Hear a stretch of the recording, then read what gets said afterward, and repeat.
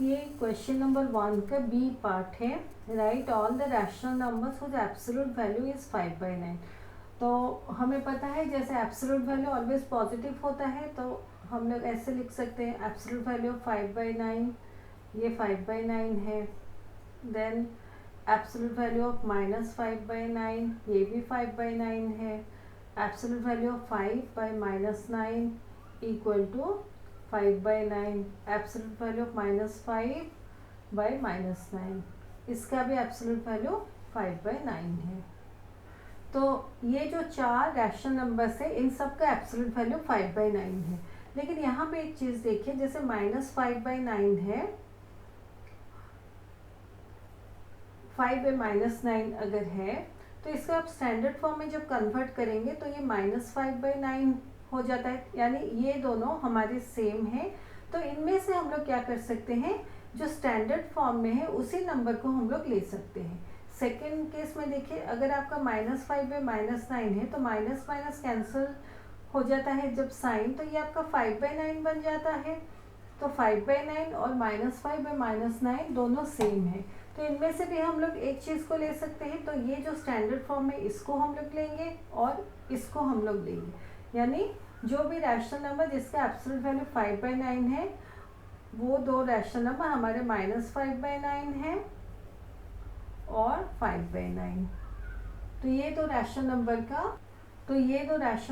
का absolute value 5/9 है। तो इसका आंसर होगा 5/9 -5/9।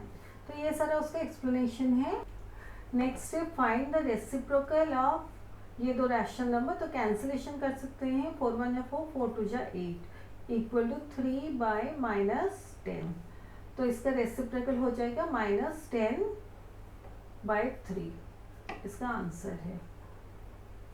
तो इसको हम लोग ऐसे लिखेंगे, रेसिप्रोकल ऑफ 3/-10 इज -10/3, ये हमारा आंसर है। ये रेस्ट ऑफ द क्वेश्चन जो है हम इसे कॉपी भी करेंगे। ये हमारा सी क्वेश्चन है, what should be added to -5/11 to get 26/33। हम लोग ऐसे लिखेंगे, let the number to be added be x। तो so -5/11 plus x equal to 26/33। यहाँ पे एक चीज आप ध्यान दीजिए, what should be added to -5/11। तो -5/11 के साथ हम लोग x को ऐड किए। अगर आप x प्लस -5/11 लिखेंगे वो गलत होगा, भले ही आपका आंसर सही आए, लेकिन अगर आप ऐसे लिखेंगे तो आंसर आपका गलत होगा। उसका मीनिंग हो जाएगा आप x के साथ -5/11 को ऐड करते हैं। तो अगर आप x प्लस -5/11 करेंगे ये आपका रॉन्ग होगा। इसका मीनिंग है कि आप x के साथ -5/11 को ऐड कर रहे हैं, इम्प्लाइज x इक्वल टू 26/33। इसका साइन नेगेटिव है, ऑपोजिट साइड में जब जाएगा तो पॉजिटिव साइन हो जाएगा। इक्वल टू 11 और 33 का एलसीएम 33 है, क्योंकि 11 के मल्टीप्लिकेशन टेबल में 33 है। 11 इंटू 3 इक्वल टू 33 और 33 ग्रेटर देन 11 है, यानी एलसीएम हमारा 33 है। तो 33 divide by 33 1, 26 into 1 26 plus 33 divided by 11 3, 5 into 3 15 equal to 41/33 answer. तो 41/33 हमें मिलता है, देयरफॉर यहाँ पर ऐसे लिखते हैं, therefore the required number is 41/33। तो ये हमारा आंसर है। Subtract 6 2/3 from the sum of -3/7 and 2।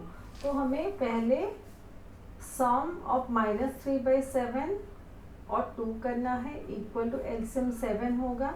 तो 7 divided by 7 1, -3 into 1 -3 plus single number है तो एलसीएम को मल्टीप्लाई कर दीजिए, 7 इंटू 2 14। दोनों के साइंस ऑपोजिट है इसलिए हम लोग 14 - 3 11 करते हैं। 14 ग्रेटर देन 3, 14 के सामने प्लस का साइन है। तो इसमें प्लस 11 या 11 रहेगा, तो 11/7 ये दोनों को ऐड करने से मिलता है। तो सम ऑफ -3/7 एंड 2 हमारे 11/7 हुआ। तो सब्ट्रैक्ट 6 2/3 फ्रॉम 11/7। तो फ्रॉम के बाद जो नंबर होता है वो पहले आता है, तो 11/7 माइनस 6 2/3।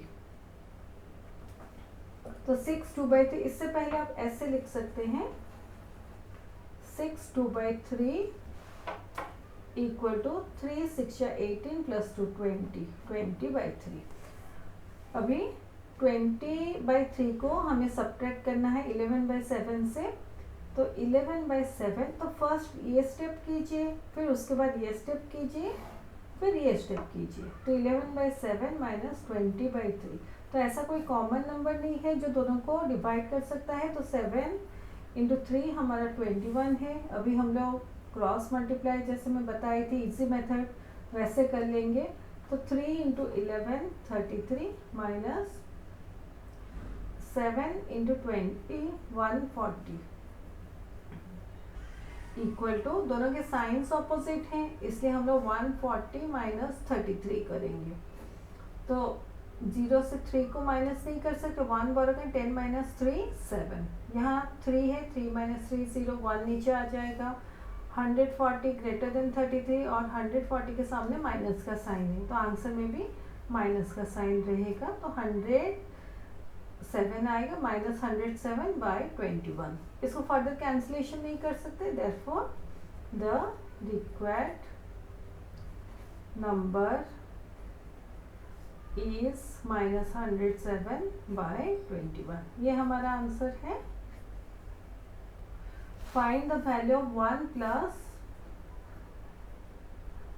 1 + 1/1 + 1/6 equal to 1 + 1/1 + 1/6। इसको पहले सॉल्व करते हैं। इक्वल टू 1 + 1/, तो यहाँ छोटा सा लाइन लगाते हैं। 6 हमारा एलसीएम है, तो इसको पहले सॉल्व करेंगे। इसको जो है इसको पहले सॉल्व करेंगे। तो आपको ऐसे सर्कल नहीं लगाना है, ठीक है। मैं और एक बार करती हूँ, नहीं तो आप कंफ्यूज हो जाएंगे और कॉपी में भी ऐसे सर्कल लगा देंगे।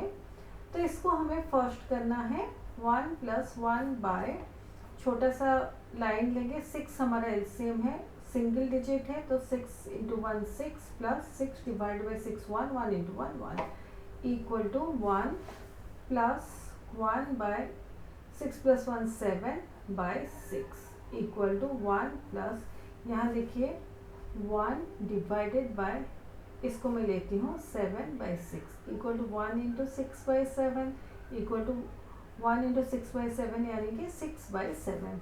तो ये होल हमारा 6/7 हो गया। Equal to LCM 7, single digit है तो एलसीएम मल्टीप्लाई हो जाएगा। 7 × 1 7 plus 7 divide by 7 1 6 × 1 6 equal to 13/7। तो ये इसका आंसर है।